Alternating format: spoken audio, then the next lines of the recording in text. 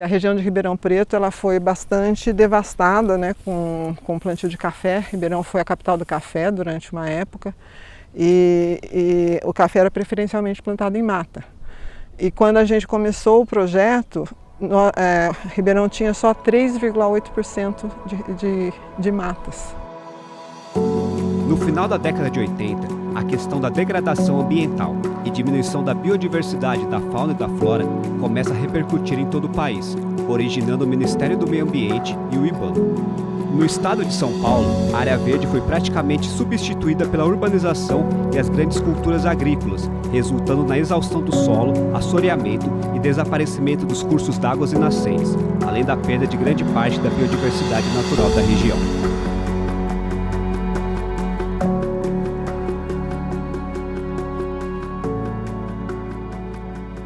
Estava no momento de começar a reverter essa tendência de desmatamento para reflorestamento. Então a USP teve esse papel de vanguarda em adotar aqui no nosso campus a organização desse projeto de reflorestamento dessa área de 75 hectares. Eu fui contratada aqui na USP Ribeirão em 3 de março de 1986. Uns dias depois foi instalado no campus a prefeitura. Então nós tivemos o primeiro prefeito daqui do campus, que foi o professor José da Rocha Carvalheiro, e logo no início da administração do Carvalheiro ele criou uma comissão de reorganização dos espaços do campus, com vários especialistas da universidade e de fora da universidade, para a gente pensar o que fazer com alguns problemas que tinha nesse campus e quais eram as melhores ideias para se colocar em prática. E então em 86 eu fiz essa proposta de que a gente usasse essa área aqui, que era uma área que era arrendada para cana da fazenda vizinha e que o arrendamento estava vencendo naquele ano, e que substituísse essa cana por espécies nativas regionais. Quando eu entrei aqui não tinha floresta, né? A universidade tinha acabado de pegar a concessão que era arrendada as terras, e isso em 85. Quando foi final de 86, começo de 87, foi começado a trabalhar com agricultura aqui. Primeiro ano foi plantado arroz e soja, nos anos subsequentes foram plantados soja e milho, e nos últimos, de 91 a 94, foi plantado milho. E com o passar do tempo, o que acontece? O nosso quadro de funcionário foi diminuindo. As nossas máquinas foram ficando cada vez mais deterioradas. Então a dificuldade para a gente conseguir, fazendo essas duas funções, fazendo um cultivo com cereais, ia ficar muito difícil. E aí resolvemos então, as gestões que vieram aí, deram prioridade para a gente estar trabalhando, mantendo mais a área urbanizada do campus. E essa área acabou ficando esquecida. Eu falei, eu vou lutar para ter essa floresta até conseguir. E foi o que eu fiz, então, porque as pessoas que lutaram comigo foram mudando, né? Algumas foram desistindo, entrando outras. Então, cada vez que eu ia conversar com o prefeito, eu ia com uma comitivinha diferente. Então, até que o professor Messiné resolveu aceitar esse desafio, e ele era um geneticista. Então acho que isso também ajudou depois no projeto que acabou sendo feito. Foi planejado, né, e foi criado um grupo de trabalho para fazer essa restauração ecológica. Antes de existir essa comissão da floresta, nós tivemos um prefeito que se preocupou bastante em tornar o campus mais novo, né? Então ele fez um projeto que ele chamou de reflorestamento, mas na verdade, ele plantou alguns talhões unespecíficos. Então foi um grande plantio de árvores, né, no campus todo, mas sem essa metodologia para restauração, para chegar até uma floresta semelhante à floresta nativa, a floresta primitiva. Naquela região que nós fizemos a floresta, previa já uma floresta. Seria muito legal que a gente soubesse na época que a gente colocaria em todo lugar também, que era previsto desde aquela era inclusive um argumento melhor para usar com os outros prefeitos. Isso estava previsto desde o Dutra, né?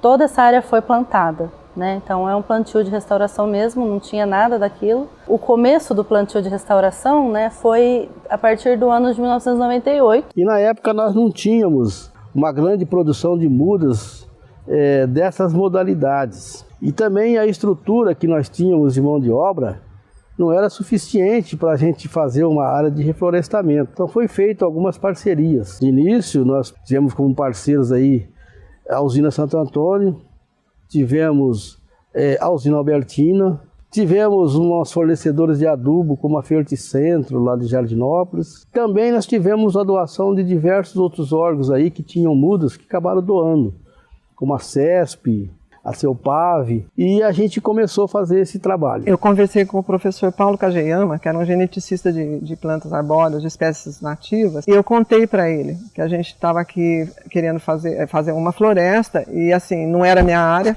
eu não tinha experiência nenhuma de fazer reflorestamento, e eu queria saber se na Exalc teria alguém para participar da comissão com a gente e ajudar na elaboração do projeto.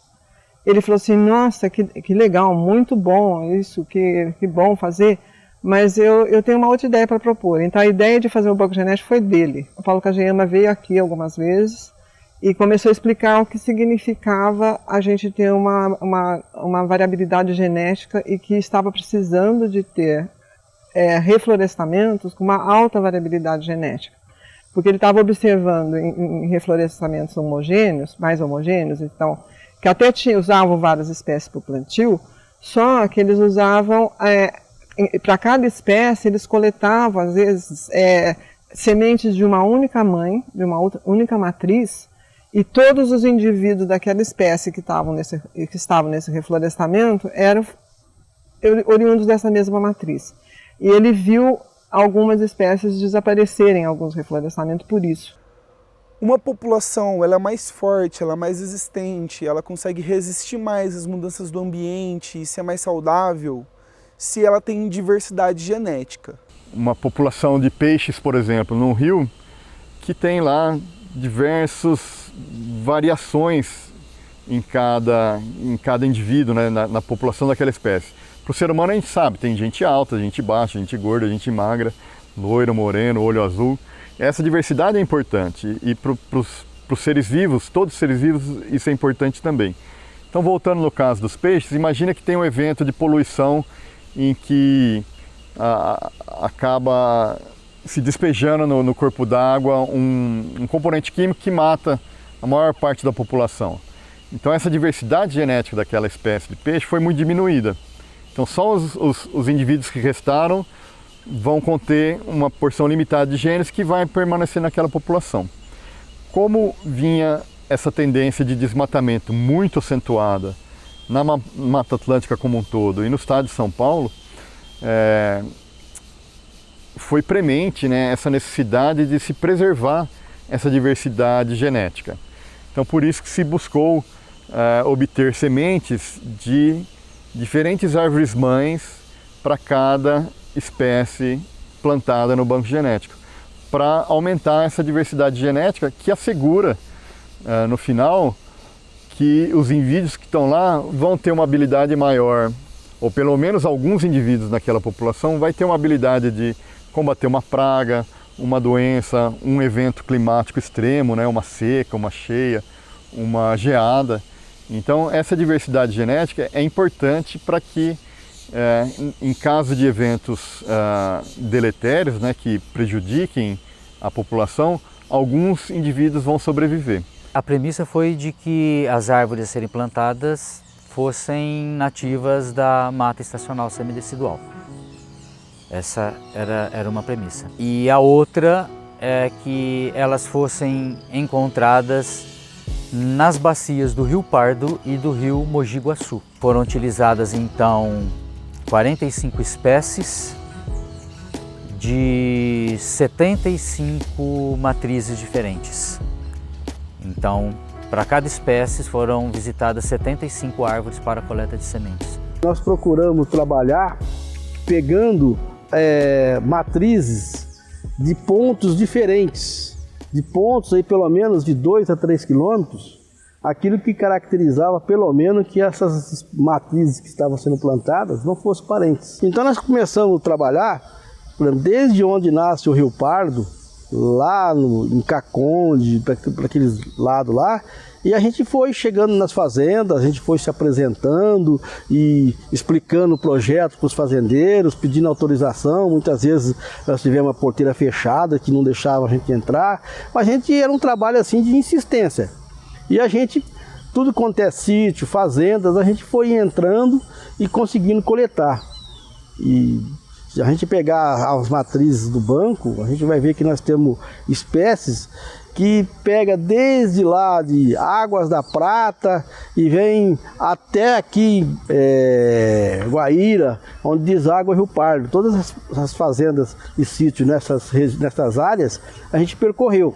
Então a qualidade desses indivíduos aqui, a ideia era que ela seria o banco, era um banco genético de algumas espécies da Mata Atlântica da região, e que servisse depois, para quem quisesse fazer reflorestamento, servisse de local para coleta com semente de qualidade, sem precisar ir nos 422 remanescentes que estariam representados aqui. Então tem um viveiro aqui na USP também de espécies florestais. Então desde lá atrás, que foram coletadas essas sementes nessa área da região, foram trazidas para cá, cultivadas as mudas aqui e plantadas lá na área da floresta, né? Aqui no viveiro, a gente, além da produção da muda, a manutenção de toda as mudas desde a semente, beneficiamento, também a gente já faz o preparo das mudas que vão ser implantadas.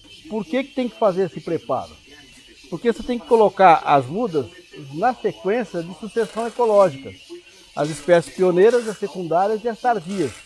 Para quando chegar no campo, elas já são distribuídas nessa sequência. É o mesmo que acontece na natureza.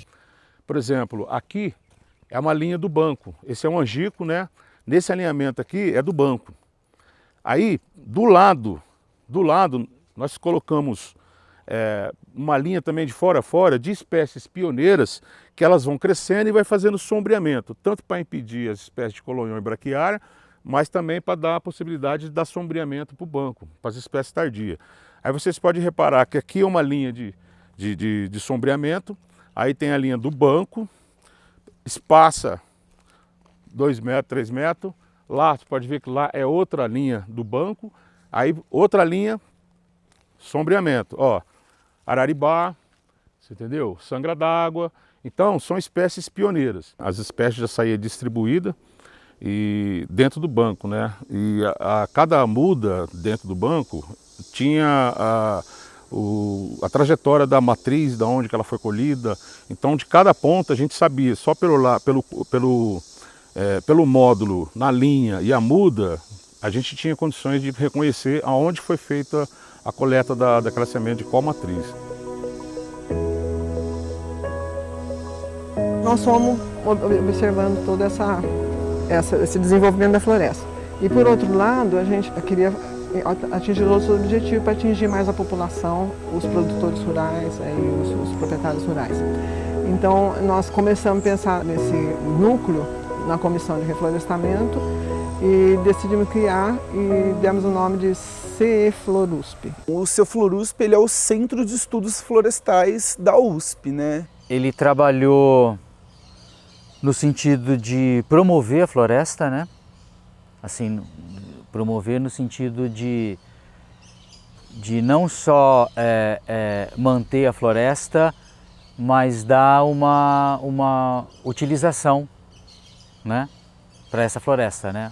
Então, o professor Marcelo Motocani ficou com a parte de ensino, Cleide Oliveira, que é da Fundação Florestal, ficou com a parte de extensão, e eu coordenei a parte de pesquisa e fazia a coordenação geral. Esse núcleo, ele promoveu muitas atividades e ele existiu até 2016. Eu fui coordenadora desse núcleo todo esse tempo. Quando eu estava me preparando para me aposentar, nós fizemos uma reunião, tinha uma diretoria, esse núcleo, e a gente fez uma reunião e a coordenação do núcleo passou para o professor Tomás. No meu primeiro ano, Na minha primeira aula de anatomia vegetal com a professora Helenice, a segunda aula, né? A primeira aula foi uma aula teórica, e aí nessa primeira aula ela já falou assim, olha, tem a floresta da USP, é um banco genético, e aí ela explicou também que ela tinha não sei quantas centenas de mudas para plantar, que ela estava para perder as mudas, e que ela ofereceu para a gente, né, para a turma 51 da biologia, os mais novos alunos dela, se a gente topava plantar as mudas mesmo assim, né? Tipo, a turma foi toda em peso lá para a floresta da USP e plantamos todas as mudas, né? Foi bem legal mesmo. Foi tipo a primeira vez para a maioria das pessoas tipo realmente plantar árvores assim e fazer todas as coisas certinho. E foi o primeiro contato também com a floresta da USP, né? A primeira vez que eu fui na floresta da USP, que eu descobri sobre ela, já foi também esse dia de plantar essas mudas. Com pouco tempo aí a gente começou, como se diz, capacitar nessa área de questão de produção. E aí também as usinas que eram parceiros, como a função deles era completamente diferente, era produzir cana, eles não tinham muitas noções de produção de espécies florestais. Então acabou se firmando um acordo muito mais forte com as usinas. Eles em troca mandavam a mão de obra para a gente, para cuidar dessa área, e a gente, além de fornecer na época a tecnologia de produção de mudas, a gente também mandava mudas para eles, fazendo uma troca de mudas com serviços. Mas depois desse tempo daí que a floresta estava crescendo, estava tudo indo bem, a gente estava conseguindo repor as que morriam, né, o banco genético estava pronto, né, terminou o plantio em 2004. Daí nós começamos a ter problemas também para manutenção. Com o tempo, as usinas também começaram a sentir a necessidade também de se capacitar nessa questão de produção de mudas.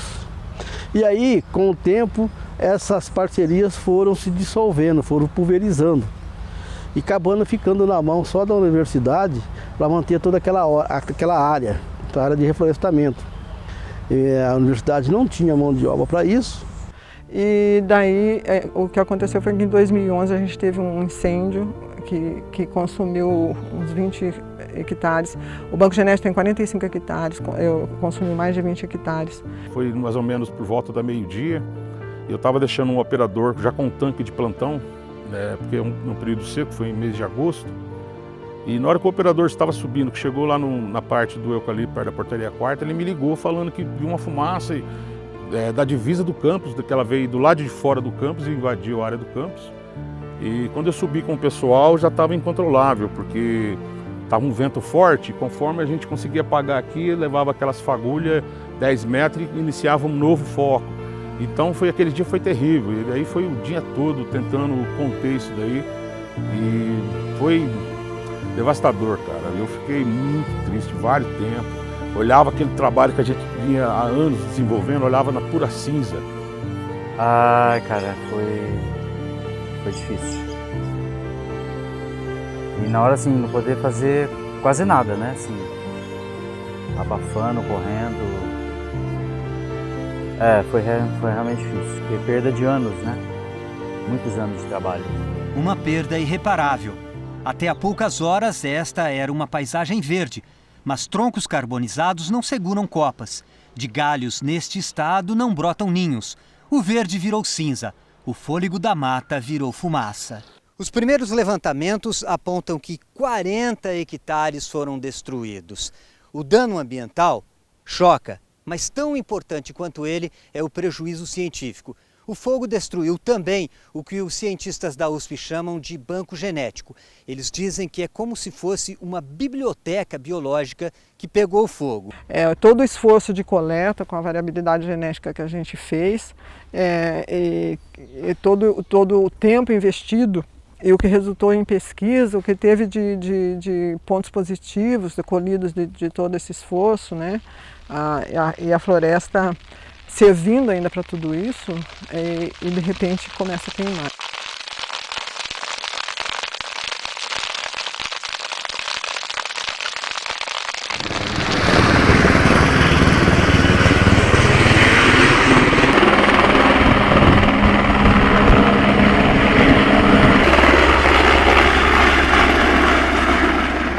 queimou muita, praticamente quase que, vamos dizer assim, 70% da área de floresta, né? E restou-se aí uns 30%.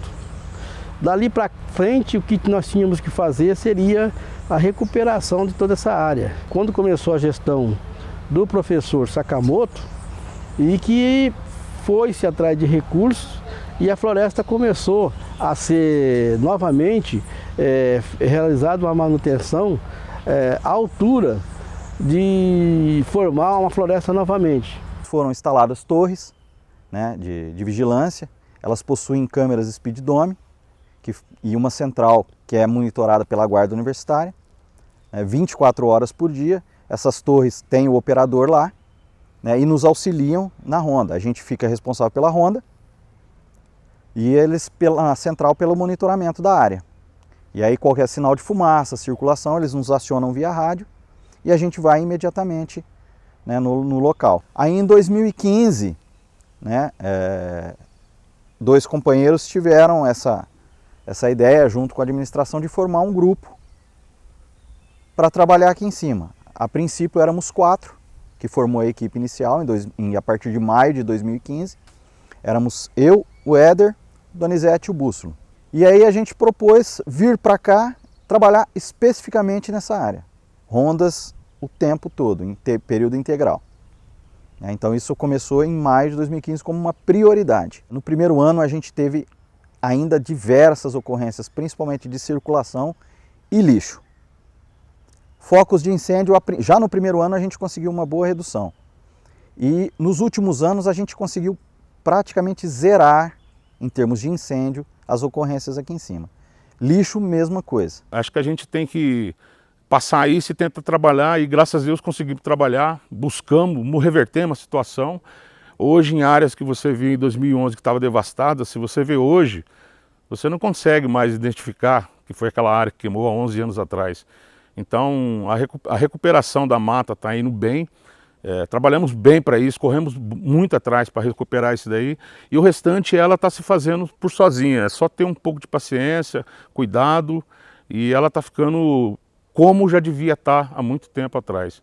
Então 2011 é uma página que eu já nem gosto de lembrar, eu quero lembrar daqui para frente do que a gente está fazendo, do que a gente está trabalhando para que não aconteça aquilo novamente. E hoje a prefeitura está tendo condições de fazer isso, estamos conseguindo desenvolver esse trabalho de manutenção, de prevenção, e está dando resultado. Um ponto muito importante que todos aqui na USP temos é que, embora a floresta tenha que ser protegida, né, de ações indevidas, ela também tem que ser aberta à população, tanto do campus, outros alunos, todos os departamentos, as faculdades daqui, como de pessoas externas ao campus, né? Primeiramente, né, o FlorUSP ele foi um projeto encabeçado pelo professor Tomás, né? E o intuito era promover uma gestão da floresta da USP, né, de uma forma mais participativa. Foi um projeto PUB, né, que é o Programa Unificado de Bolsas, né. Então, a partir desse projeto, uma bolsista ela reuniu um grupo que pensou em formas de como melhorar a gestão da floresta da USP, formas de potencializar o alcance da floresta da USP para a comunidade interna e externa da universidade, né? E até mesmo para incentivar a maior produção de pesquisa nesse espaço. Existem muitas pessoas que pensam que elas não podem entrar na floresta, sabe? A USP ali só pode entrar pesquisador, professor, aluno, mas o cidadão que é de fora não pode entrar. Quando na verdade não é isso, eles podem sim entrar, devem entrar, né? Afinal, a floresta da USP ela é um ambiente público, é para a sociedade. Se a gente leva pessoas para essa área, se a gente tenta vincular as pessoas a essa área, as pessoas acabam criando um sentimento de pertencimento, né? Um sentimento solidariedade com a área, né? E isso faz com que as pessoas elas auxiliem na preservação da mesma, auxiliem na gestão, né? Então, esse caráter multifuncional da floresta da USP, ela é de extrema importância. Acho que a floresta por si só, por ela ser um processo de restauração, né, ele por si só já traz uma série de benefícios e esses benefícios estão muito relacionados aos próprios serviços que os ecossistemas eles são capazes de fornecer para a nossa sociedade, seja a produção de oxigênio, seja a ciclagem dos nutrientes, né? Ou até mesmo a própria captação de carbono. Na diminuição deste calor, da temperatura, na proteção do solo, fazer com que novas minas, né, surjam aqui no local, contribuindo para o aumento do fluxo de água da cidade e da região. Fora a questão de saúde mesmo para a população, que tem inúmeros benefícios. As florestas urbanas já é bem estudado, isso traz inúmeros benefícios à saúde pública, né? Nós estamos falando aí de benefícios tanto físicos, né, da questão física, sistema respiratório, como benefícios da saúde mental, né? Diversos estudos vêm vindo e artigos sendo produzidos dos benefícios de espaços de bolsões como esse que trouxeram para a população. No momento que ela precisava estar enclausurada, né, durante a pandemia, e ela só podia sair quando fosse sair em espaços abertos e ventilados, aqui é uma prova de que a gente precisa de mais espaços como esse para que a população tenha acesso a fazer caminhadas, a exercícios, para a questão da saúde mental também. Se você for lá na floresta, a quantidade de pássaros que você vê diferente, a quantidade de animais que você vê diferente lá é muito grande. Cobras, diversas cobras, né? A gente já viu muito cutias, a gente muito tatu, tucanos, pássaros os mais diversos possíveis, certo? A gente já viu rastro de tamanduá, certo? Raposas, muitas raposas demais, cachorro do mato, tem muito. Eu considero, além dessa importância ecológica da floresta, né, de servir como habitat para diversas formas de vida, essa relação pessoal que as pessoas desenvolvem nesse processo da restauração ecológica, né? No esforço colocado por diversas pessoas, muitos funcionários aqui do campus, alunos, professores e pessoas externas, né, de ONGs, de empresas, da Secretaria do Meio Ambiente, da própria Prefeitura da cidade de Ribeirão Preto. Esse envolvimento das pessoas nessa restauração, nesse reflorestamento, né, é muito bonito de ver quão pessoal todo esse processo, né, se torna. Né? A floresta veio a ser parte da vida de muitas pessoas. Né? Para mim significa o meu maior projeto de vida que eu tive. Olha, cara, foi uma das coisas mais bacanas assim, que eu fiz na vida. Porque é um troço que vai ficar, né? Eu vou morrer, ela vai cair. Se a gente não tiver essas áreas, né, se a gente não conseguir manter a floresta de pé, não vai ter futuro pra gente, sabe? Então, ela representa isso, ela representa a esperança de um futuro melhor. Para todos os sentidos, essa floresta ela vai ser muito importante para futuras gerações que vão ganhar muito com isso, né? Principalmente essa parceria que a gente tem junto, tem com o Parque Jardim, esse contato com o Paulo, com o São Antônio. Isso enriqueceu o nosso conhecimento, né, quanto à necessidade de uma área como essa. Me deu uma satisfação pessoal muito grande e eu aprendi muito. Deu uma continuidade de uma vida que eu levo fora daqui, né? Eu sou uma pessoa roceira, que nem eu já disse. E desde que eu conheci a floresta, eu me apaixonei por ela, né? Então, eu amo isso daqui. Eu amo o que eu faço e espero estar podendo contribuir mais ainda, por mais anos ainda. Então, é a minha definição, é amor, eu sinto amor por isso daqui.